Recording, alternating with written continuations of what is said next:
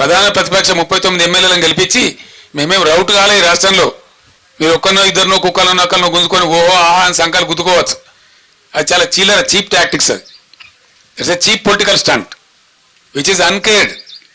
ప్రజా సమస్యల ముందు, ప్రజల యొక్క బాధ ముందు, ఎండిన పంట పొలాల ముందు ఈ చిల్లర రాజకీయాలు కాదు, ఇవి నడుస్తూనే ఉంటాయి. దీనికి పెద్ద ఇష్యూ కాదు.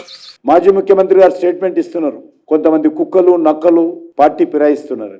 మరి అలాంటి కుక్కలు నక్కలను ఇన్ని రోజులు ఎందుకు పెట్టుకున్నాడో పార్టీలో కేసీఆర్ గారు చెప్పాలి. అలాంటి వారికి టికెట్లు ఇచ్చి కుక్కలు నక్కలను ప్రజాప్రతినిధులుగా ఎందుకు గెలిపించారో కేసీఆర్ చెప్పాలి. ఎందుకంటే ఈ పార్టీలకు ప్రజలన్నా చాలా పవిత్రమైనటువంటి భావనతో ఓట్లు వేసేటువంటి ప్రజాస్వామ్యంలో ఇచ్చేటువంటి తీర్పన్నా ఈ రెండు పార్టీలకు విశ్వాసం లేదు.